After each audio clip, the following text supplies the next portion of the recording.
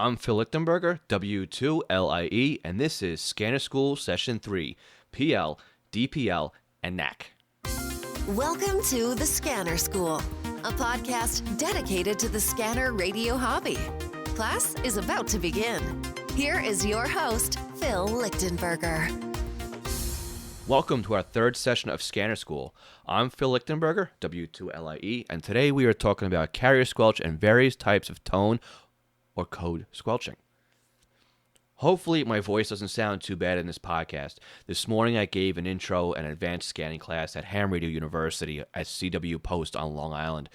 My throat is a bit sore from all the talking I did this morning, and the single-digit weather we are having here probably isn't helping me any.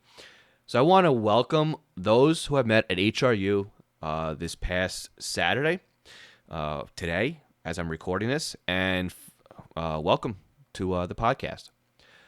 So there's a few methods of telling your radio when to unsquelch and pass audio. The basic one and the most simplistic is called Carrier Squelch, which is usually abbreviated on your scanner or your radio as CSQ, or Charlie Sierra Quebec. There's a low-frequency tone squelch that goes by the generic name now of PL, Papa Lima, or private line. So a great marketing team at Motorola probably came up with this one. And that gave birth to digital private line, another Motorola term. And you'll see that DPL, or Delta Papa Lima, on your scanner, right? And then you also have on digital systems, you have a NAC, November Alpha Charlie, a network access code on the P25 systems. So on DMR or Motor Turbo systems, you have what we call color code, simply abbreviated by CC or Charlie Charlie. If you haven't guessed by now, I'm using the proper phonetics for these acronyms. This way, I'm not making anything up. I'm not confusing anybody. So yeah, going forward, if I abbreviate something in a podcast, I'll try and come back with the proper phonetics on the abbreviations here. So without really getting into the magic of a radio circuit, a receiver will open the squelch for any transmission that it picks up. This unfiltered method of breaking squelch is normally called carrier squelch.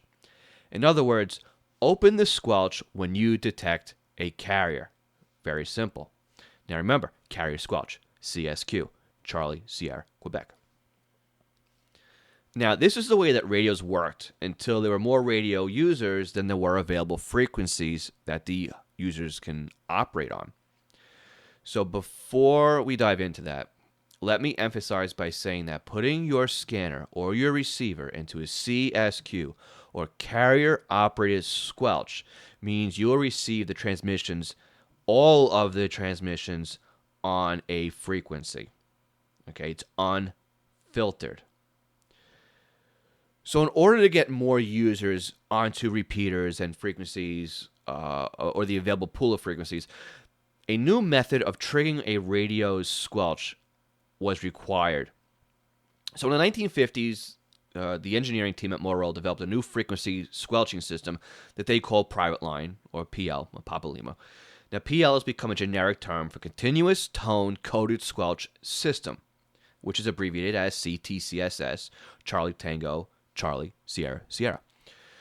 Now, since Motorola trademarked the term PL, other radio manufacturers had to come up with names for the same type of solution. So there were names such as Channel Guard, or Quiet Call, or Quiet Channel, Call Guard, and Quiet Tone, to name a few. So what exactly is Ctcss? Well, if you remember from the Session 1 of Scanner School, and you can download that, Session 2 of Scanner School, which you can download again if you haven't listened to it at scannerschool.com/session2, a hertz is a unit of measurement for frequency or cycles per second. What the manufacturers did was inject a low-frequency tone into the carrier of a transmission that would basically be the key to the door, so to speak, of your receiver's squelching system. The receiver would hear this continuous tone and would open squelch, and then you would hear what was on the frequency. If you had the wrong tone or the wrong key, the receiver would not open the squelch or wouldn't open the door. Okay, so remember, If your receiver is in Carrier Squelch, your door is always open. You'll receive the transmission no matter what the transmitter is using for a PL tone, okay? If you have your receiver set to look for PL tones, only a matching PL tone will unsquelch your receiver. So let's take an example. If Bob's Plumbing uses a PL tone of 88.5 hertz, and Joe's Delivery Services uses a PL tone of 136.5 hertz, then Joe's Delivery Service would not hear Bob's Plumbing, even though they share the same frequency. But if Joe's Delivery and Bob's Plumbing were to key up at the same time, now they would interfere with each other because they're both occupying the same space at the same time, or they're both keying up on the frequency at the same time. So this was a problem that radio manufacturers had to find a solution for. So they did this by setting radios to Carrier Squelch if the microphone was removed from the mic rest or taken off the hook. So this would then allow the user of the radio to know if the frequency was open and available for use, or if there was somebody actively talking on the frequency.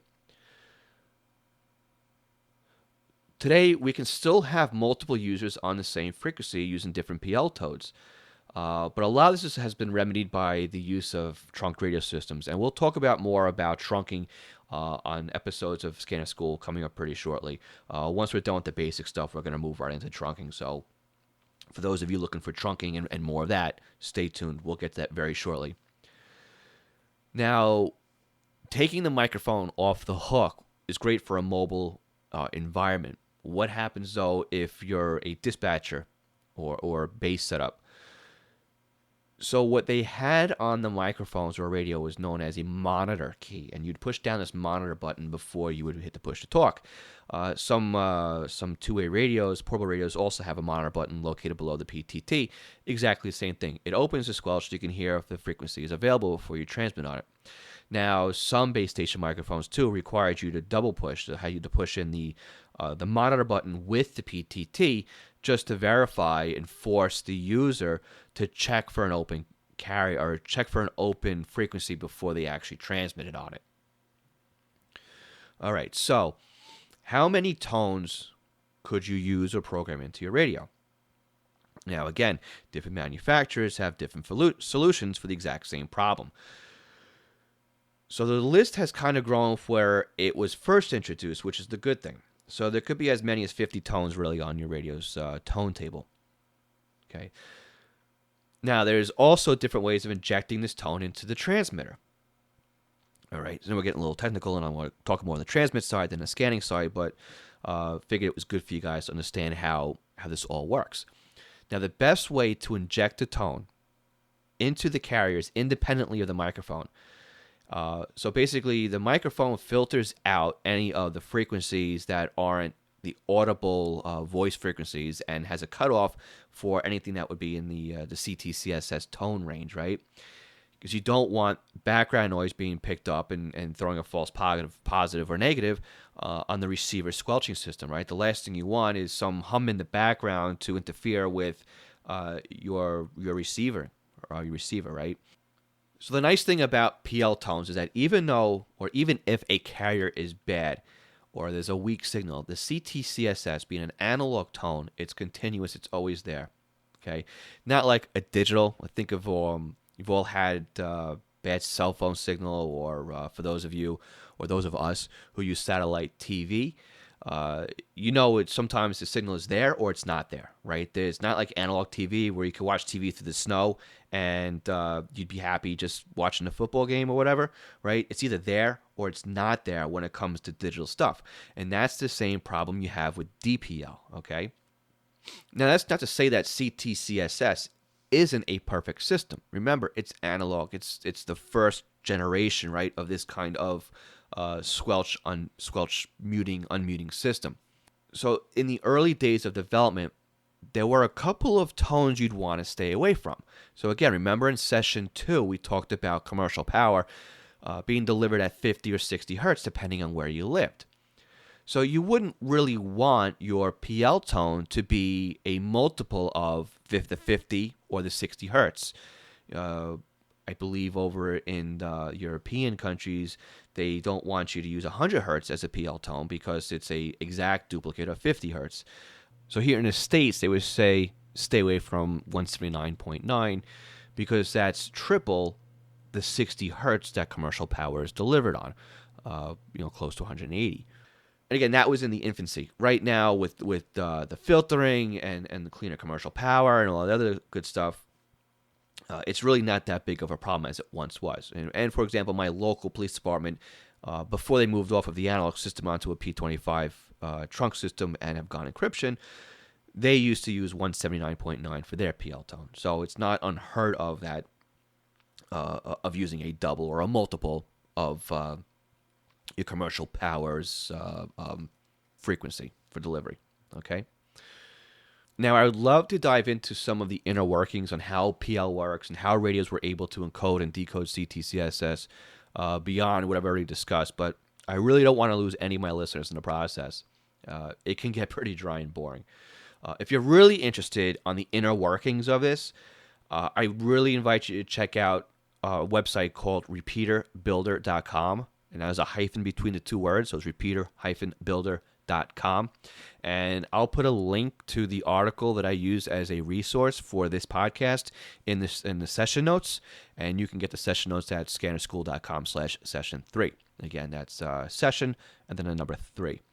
And again, too, I'll have some bonus content for you guys as well. So if you sign up for the email list using the Session 3 email box, I'll email you some extra bonus content as well that will go along with this session that we're talking about. So another issue you might have with Ctcss was the repeater might stay open just a brief second too long, and you get what we call a squelch tail, which is a little bit of white noise or the squelch that would come through after you're done transmitting. And after a while, a lot of people will find that that's pretty annoying, right? You don't want to hear it's at the end of every transmission. To remedy this, what some of the manufacturers started doing was they would phase invert the PL tone. And what that would do is it would tell the receiver, or actually it would change the key to the door and it wouldn't be a match anymore. Your receiver would then squelch up because it doesn't have a match on the PL tone anymore, and you would no longer hear that squelch tail. And that was a way of kind of fixing it. So like I said, technology does change over time. You go from the analog PL to the digital DPL. Now, a side note, for those of you who have programmed Motorola radios might notice that PL might be called TPL, or Tango Papa Lima, just to draw your attention to the fact that you're using the analog tone private line and not the digital private line.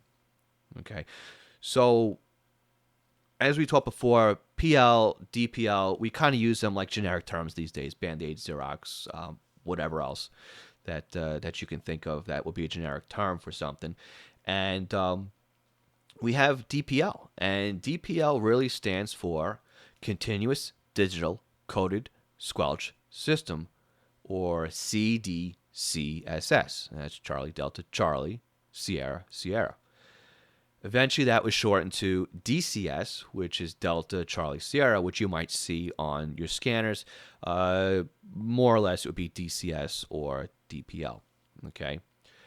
So what makes this digital version different from the analog version? Well, besides obviously being digital. With CTCSS being a analog sine wave, you have on DCS a bunches of zeros and ones.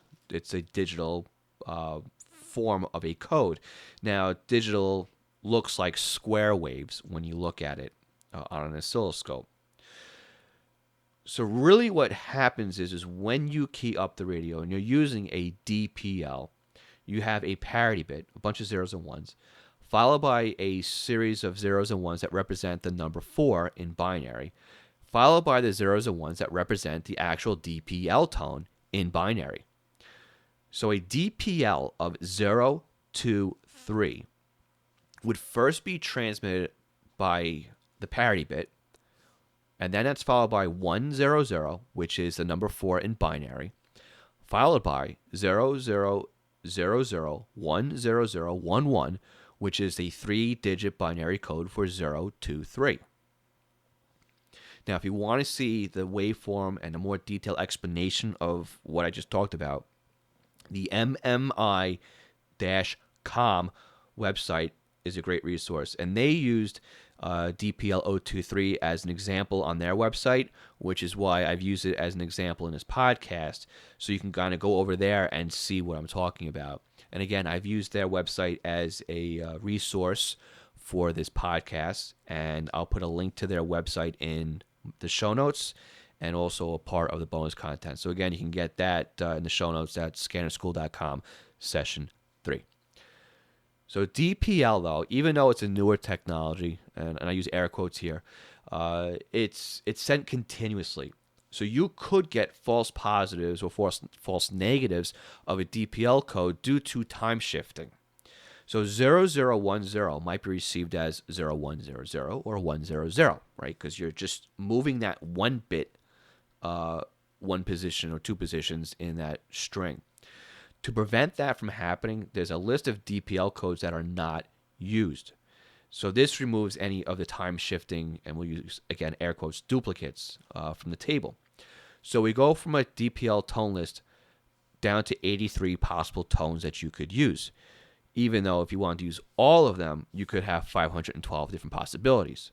But again, to eliminate all of the false positives, false negatives, you're down to 83 possible usable tones for the best results. Okay, so now another limitation of using DPL tones, like we talked about before, was that if your receiver loses some of the zeros and ones due to a weak signal, this could cause your transmission to cut out. So now remember how we talked about the Squelch Tail when we used Ctcss. The solution to this when using DPL was that your radio would send out a set of zeros and ones whenever you dekeyed the microphone to tell the receiver that you were done talking. Your transmitter, whether you realize it or not, stays keyed up for about 200 milliseconds after you dekey the microphone to send out 01010101. This represents the transmission was over and your receiver squelch should close. Okay, no more squelch tails because you got this series of 01s for 200 milliseconds. So let's go on to P25 systems. For P25 systems, we use a network access code, sometimes called a NAC, and that's November Alpha Charlie. So there's 4,096 different possibilities for NACs that can be used. Now, NACs work the same way as their earlier predecessors in that a radio will only break squelch when the correct NAC is received. So a NAC is written as a 3-digit hexadecimal number, normally starting with a $. The default NAC is 293, would be written as $293. If you wanted to write it down in hex, it would be 0x293. So a key item to remember is that if you want to use open squelch on your P25 scanner, set it for NAC search if it has that capability.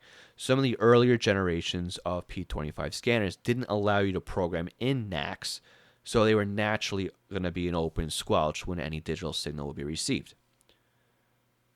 So remember, using a PL, a DPL, or a NAC does not mean that your conversations are private. Anyone who is monitoring the frequency in Carrier Squelch mode can hear everything on that frequency unfiltered.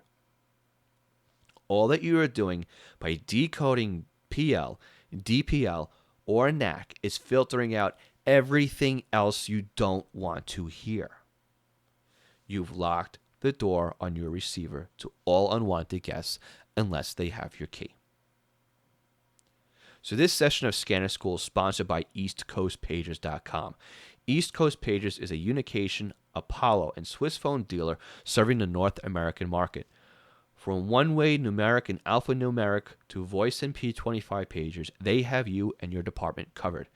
Check out EastCoastPagers.com for Unication G1, G4, and G5 products and accessories. All Unication G1 pagers will ship with a spare set of batteries and spare belt clip courtesy of East Coast Pagers. All G4 and G5 orders will ship with spare belt clips. Complimentary programming for your department's dispatch and fireground are included, and you can contact eastcoastpagers.com for a custom quote for your department. Again, the website is eastcoastpagers.com. So I want to thank all of those who have downloaded and shared the first 2 episodes of Scanner School. The download numbers are much better than I was hoping for, and the comments I have received back via emails are awesome. So I got one question that came in just last night from John, and he writes in the following question.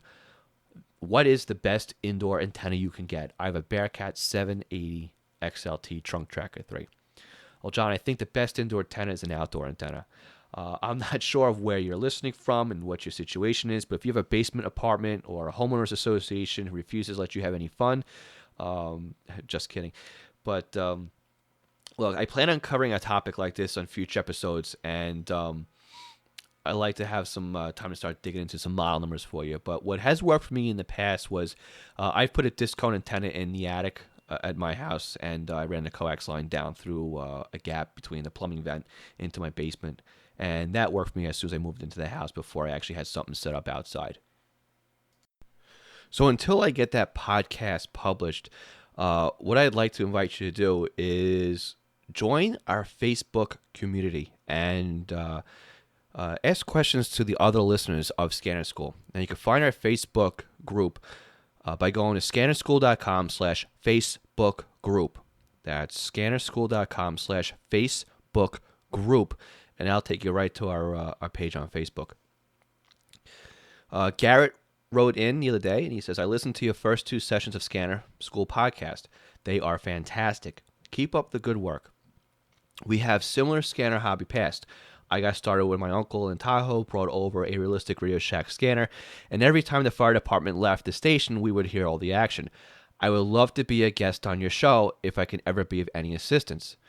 Garrett, I'm going to take you up on your offer, and I would love to have you on as a guest. And if anybody else listening would like to come on and share your stories, or if you have any wisdom you'd like to discuss, please drop me a line. Phil@scannerschool.com.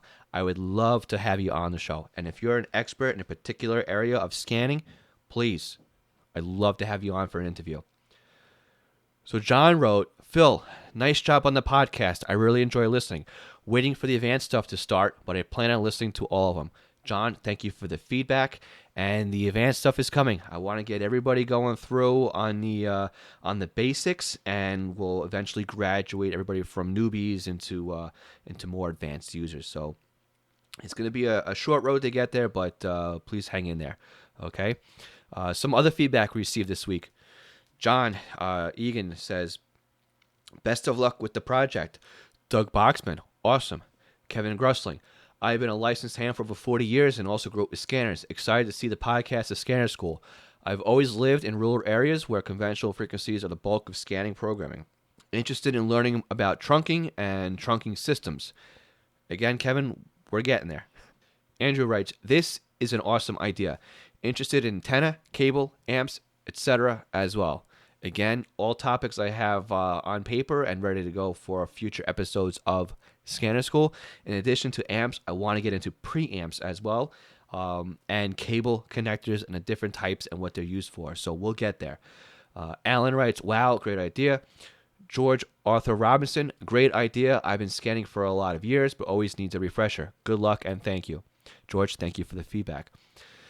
Thank you everybody else who I didn't include on your feedback as well. I hope that you have found this session and this podcast helpful. If you have any questions or feedback, please visit www.scannerschool.com/session3. From there, you'll be able to leave me a voice message with feedback, and I would love to answer your questions or use your audio in future episodes as well, instead of just reading from email feedback. Your messages can be left from your computer, your tablet, or your smartphone using the Speak Pipe button on the webpage. In addition, on the posts for this podcast or our website, you'll also find some bonus materials to go along with this podcast. Just fill out the form, and I'll email you a PDF with some bonus materials for this session. Again, the link is scannerschool.com/session3. Now, one last request. please, for those of you using iTunes to listen to this podcast, a huge request. Please rate and comment on Scanner School. Okay, it's the only way that I can get this podcast ranked in iTunes so that others can find it. So please take a minute and get on iTunes and give us an honest review and a couple of comments. Constructive criticism is good. I'll take that and and work on improving the podcast. I'm very new to this. I'm sure you can still tell I'm stumbling a little bit in my words, and we'll all grow together. I'll teach you about scanning, and in the meantime, I'll learn something more about podcasting. So with that, we'll talk more about PL, DPL, and NACS next week. Next week topic for Scanner School will be simplex, duplex, and repeater systems. So until next Tuesday, I'm Phil Lichtenberger, W2LIE, saying best regards, or 7-3. Thanks for listening to the Scanner School podcast. Be sure to visit www.scannerschool.com to access the show notes and bonus content.